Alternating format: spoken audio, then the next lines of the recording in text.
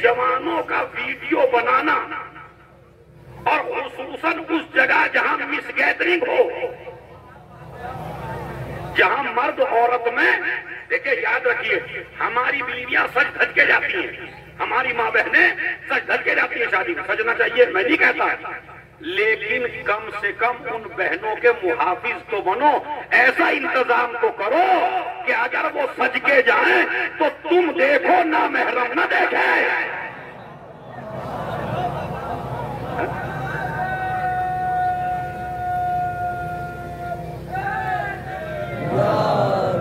खुदा की कसम, औरत का सजना इबादत है। मैं मसला शरीफ, हो सकता है मुझे कोई जवान लड़का टोक भी दे, लेकिन जो मसला है वो मसला है। औरत का सजना, औरत का संवरना, औरत का खुशबू लगाना, औरत का खूबसूरत दिखना, ये मुस्तहब है, मगर अपने शौहर के लिए।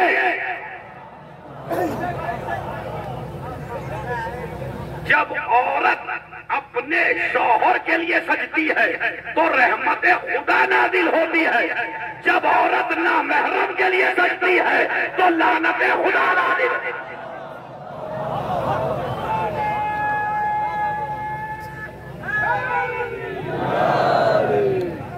लाके दीजिए वसाइल, मैरिज हाल ऐसा बना लीजिए जिसमें लेडी, अच्छा जब 6-7 करोड़ लग रहा है, 6-7 लाख लग रहा है, तो 50,000 का बनवा दो ना अलग उनके लिए, ताकि वो उसी जगह रहे, बस इधर ना आने पाए। मसले शरी जो मैंने बोलो में मौजूद है, इनसे पूछ लीजिएगा। आपने वीडियो बनाई, एक खातून बेचारी, उसकी तस्वीर उसमें आ गई, आपने ये वीडियो यूट्यूब पे डाल दी।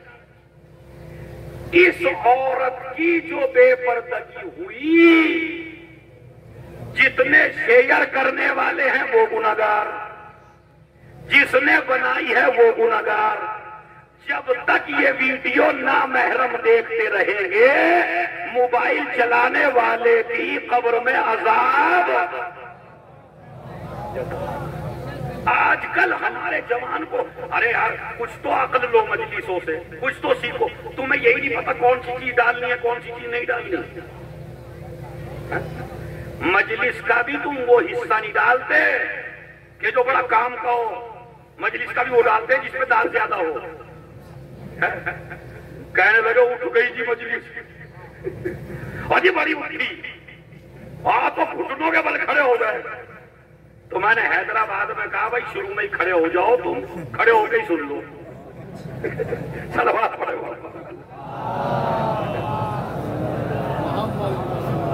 तो एक तो मजलिस का जवानों, मेरी कहता दाद रखी, आप दाद दीजिए, मगर मेयार दाद नहीं है।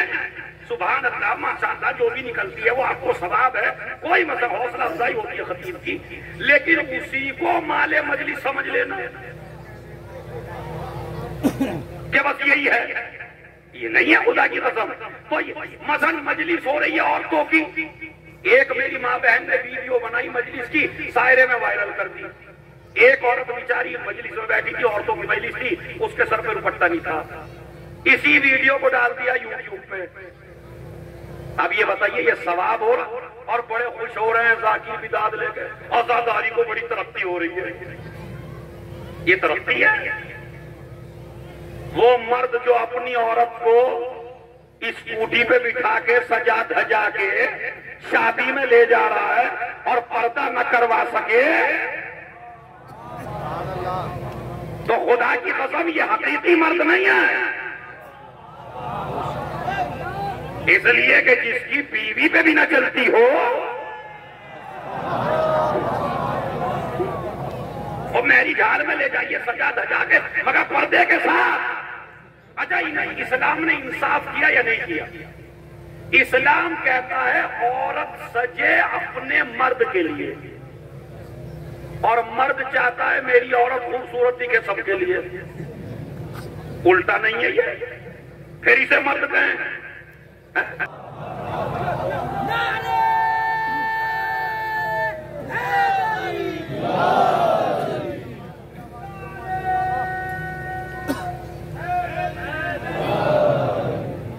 तो या तो अपने इमाम बाड़े इतने अच्छे बना लो कि आपको खुदा की कसम मैं कह रहा हूं, इन इमाम बाड़ों को चंदों की जरूरत नहीं रहेगी।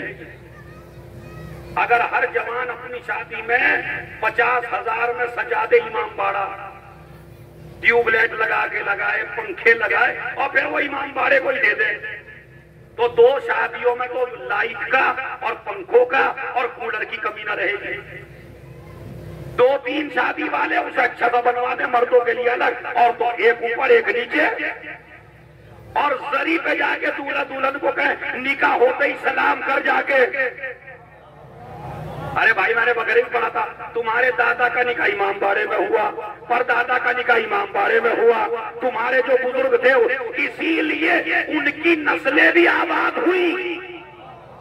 अब इससे बड़ा जुमला मेरे पास नहीं है। न जिस जगह शादियां करोगे तो औलाद नजिस होगी, पाक जगह शादियां करोगे। और जहरा के घर से पाक घर बताइए कौन सा? मुझे बताइए ईमानदारी से, बुकनाले वालों तुम बताओ, तुम्हारा घर पाक है या इमाम बाड़ा? इमाम बाड़ा। मैरी झाल पाक है या इमाम बाड़ा? उसे दुल्हन बना सकते थे या नहीं बना सकते थे आप इमाम बाड़े को? बना सकते थे। तो अगर कुछ भी ना हो, 2 चीजों पे ज्यादा जोर दो।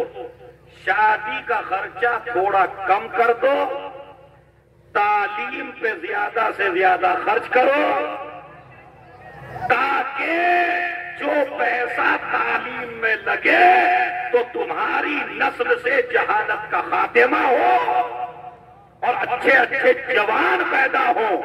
और फिर ये अच्छे अच्छे जवान जब अलम उठा के चलेंगे तो दुनिया कहेगी अलम उठाना जाहिलों का काम नहीं है, पढ़े लिखे लोगों का काम। सलावत भेजे मोहम्मद और आले मोहम्मद।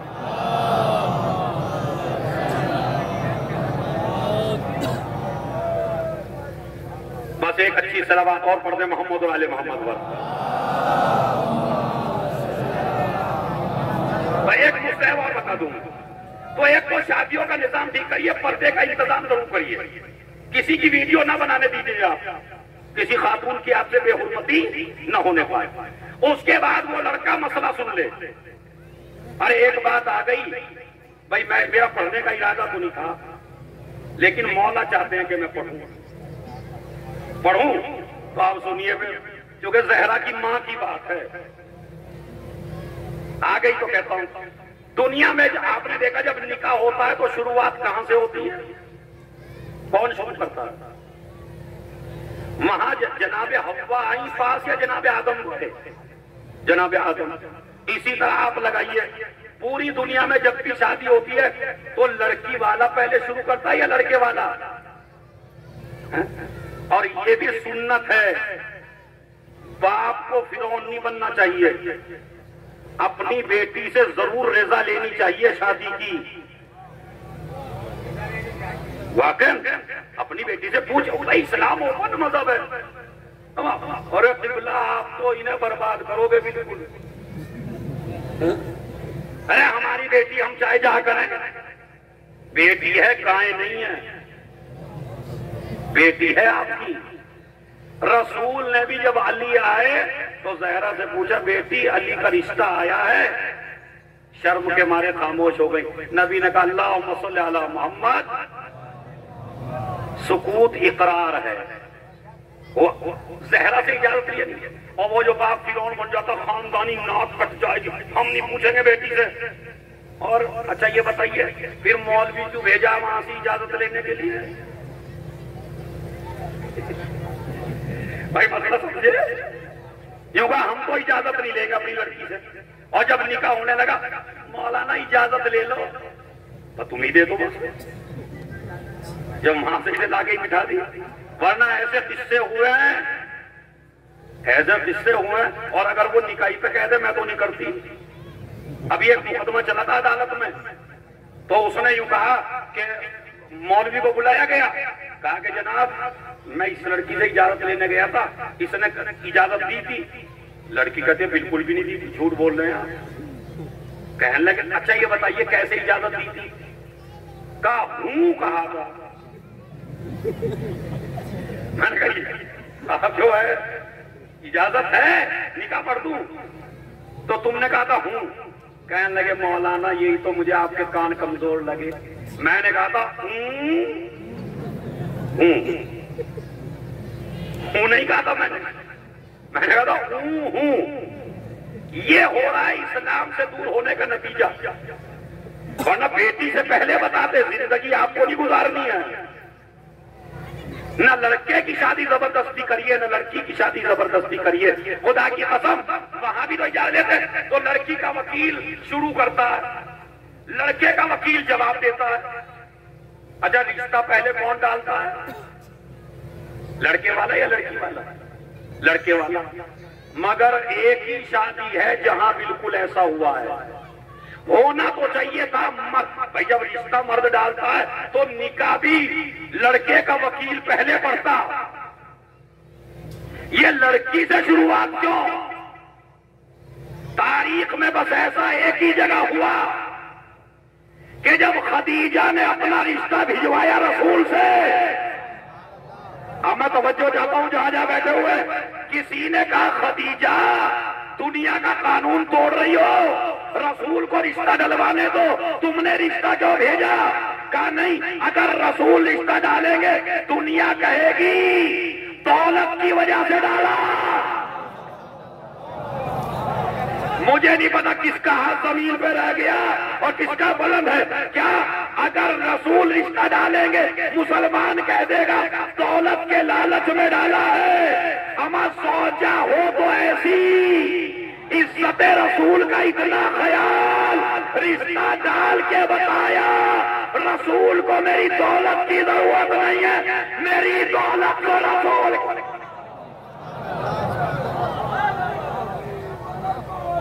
हरी मौला, हरी मौला, हरी मौला, हरी मौला, हरी मौला, हरी मौला, हरी मौला, हरी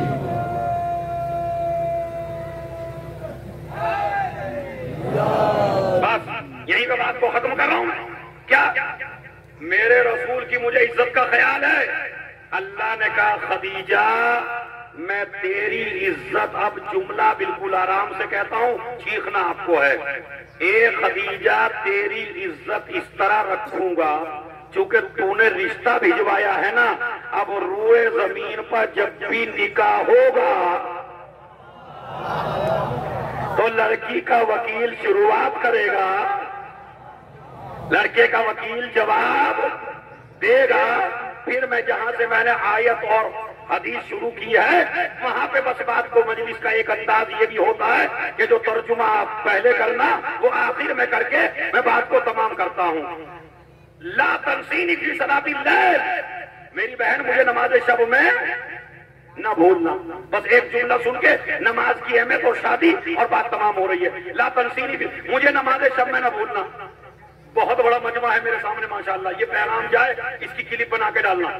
ये नहीं कहा मुझे सुबह में न भूलना, ये नहीं कहा मुझे मगरिब में न भूलना, ये नहीं कहा मुझे जोहर में न भूलना, ये नहीं कहा मुझे असर में न भूलना। बोलो मां से बड़ी तारीफ चाहता हूं, है किसी रिवायत में मुझे नमाज सुबह में न भूलना? क्या सुना आपने? ला तनसीनी फी सलातिल लैल, मुझे नमाज शब में न भूलना। मौला करबला के बाद वाजिबी पढ़ना बड़ा मुश्किल है। अरे यही तो फजाइल है बीवी के बाद। क्या भाई वाजिब पढ़ना ही मुश्किल है? शादी में अक्सर नमाज नहीं होती, जनाजा हो जाता है नमाज नहीं होती, ज्यादा खुश हो तो नमाज नहीं होती, ज्यादा मुसीबत में हो तो नमाज नहीं होती। आप जिम्मेदारी सौंप रहे हैं, मगरिब में कह देते, ईशा में कह देते, सुबह में कह देते, नमाज शब में क्यों कहा? कहा नहीं, मैं मेरा ये ऐलान यजीदियत को चैलेंज है। ओ यजीद, जब तू मेरी ज़ैनब को मुस्तहब से न रोक सके। एक ही जुमला कहना चाहता हूं, मुस्तहब है, जवान के लिए मुस्तहब है। सुन लो कुंवारे लड़कों, सुन लो जो कुंवारे हैं, मुस्तहब है शादी की पहली रात अपनी बीवी के आंचल पर नमाज पढ़िए 2 रकात, मगर ये वही तो पढ़ेगा जिसे याद हो। ये उससे बड़ा मामला हमारा, और जिसके अलहम्द भी ना याद हो, है तो डॉक्टर, है इंजीनियर, तनख्वाह 1 लाख है, मगर अलहम्द याद नहीं है बेचारे के। अब ये क्या करेगा वहां? तो इसलिए जरूरत है नमाज कम से कम सीखिए। तो अब मुस्तहब है कि आप नमाज, मगर उससे पहले एक और मुस्तहब है। ये उन माओं को समझा रहा हूं जो सास बनती हैं और वो जो नंदे बनती हैं, उनके लिए भाई बड़ी गहराई है। खुदा की कसम, मैं तो हैरान हूं, इस्लाम ने कोई चीज नहीं छोड़ी आपके लिए। ए अली, जब तुम्हारी सौजा तुम्हारे घर जाए तो अली उसके पैर से मोजा उतारना, मोजा उतार के उसका पैर धोना, और उसका पैर धो के वो पानी जो हाँ भाई यही बताना चाहता हूँ, गलत हो रहा है। सलावत पढ़े मोहम्मद वाले मोहम्मद। वैसे ये रस्म नहीं है, इस्लामी हुक्म है। हाँ, धोना तुम्हें भी पड़ेगा भाई जी, जिसकी नहीं हुई तो पैर इसे यहाँ समझे, मैं क्यों धोऊंगा? नहीं, इस्लाम का हुक्म है, औरत का पैर धोइए। और वो जो दरवाजा है ना आपके घर का, एक तो वो दरवाजा, एक मेन गेट। मैंने जो रिवायत पढ़ी है, मुझे चारों तरफ का नहीं मिला, लेकिन हमारे माशरे में चारों तरफ ही राइज है कि चारों कोनों में डाले। खैर वो भी होगा कहीं, मैं उसका इनकार नहीं करता, मगर जो पढ़ा है आंख से वो बता रहा हूँ। तो कहते हैं अली से कहा, अली अपने दरवाजे से लेके अपना जो मेन गेट है वहां तक उस पानी को डाल दे। क्यों डालते हैं? कभी आपने सोचा इतनी बारीकी क्यों है? अब सुनिए, कितनी बहू ऐसी हैं कि जिन पे नहूसत का इल्जाम लगा के न जाने कितनी नंदों ने घर उजारे, न जाने कितनी सास ने घर उजारे, और लड़के के दिलों में नफरत डाल दी। और लड़की के आते ही अगर कोई मुसीबत आ गई तो बेचारी लड़की को कह दिया गया, जब से इसका पैरा आया, जब से इसका पैरा आया, ये तो मनहूस है, ये तो मनहूस है। अली को वसीयत करके रसूलुल्लाह ने पैर खुलवा के पानी डलवा के बताया हर सास को, हर ननद को, ये नहूसत बन के नहीं आई है, बरकत बन गया।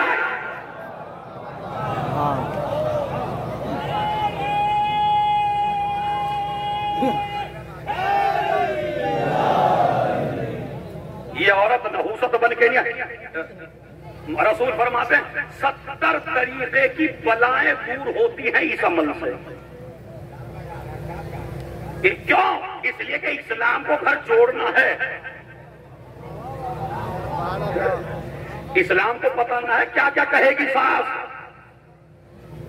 बहुओं और सासो मजलिस सुनने आई हो, सास बनो तो ऐसी बनो जैसी फातिमा बिनते असद थी, और बहू बनो तो ऐसी बनो जैसे फातिमा। हमारे पास ऐसा घर, और बाप बनो तो कैसे, वो भी सुनिए। अली नमाज पढ़ना, सुबह का वक्त आया, मेरे मौला गए, मेरे मौला से पहले रसूल पहुंचे। अली कैफ़ वजदत अहलक, बताओ तुमने अपने अहल को कैसा पाया, यानी अपनी बीवी को तुमने कैसा पाया। ईमानदारी से बताइए, किसी ससुर में इतना दम है जो पूछ सके अपने दामाद से कैसा पाया? दीदी का पता, दामाद का जवाब दांत खट्टे कर देगा। हाजी कैसा पाता, अपनी बला मेरे सर डाल दी। कैसा पाता मैं? अब जुमला एक ही है, दाद आपने बहुत दी है मजलिस में, अपनी ताकत आप समेट लीजिए, मैं भी पूरी ताकत से जुमला कहता हूं। अली कैसा पाया? ये कोई बाप नहीं पूछ सकता, ये वही पूछ सकता है जिसे बेटी की तरबियत पे भरोसा हो।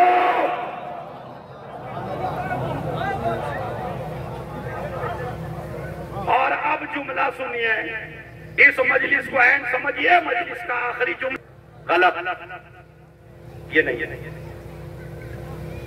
अली ने लफ्ज इस्तेमाल किया, नेमल ओनो अला इताअतिल्लाह, अल्लाह की इताअत में इबादत महदूद है। अरे मैंने तो बड़ी आपके ऊपर भरोसा करके कहा था क्या इबादत सिर्फ नमाज रोजे का नाम है, इताअत का मतलब पूरा दीन है। मुझे नहीं आपसे उम्मीद थी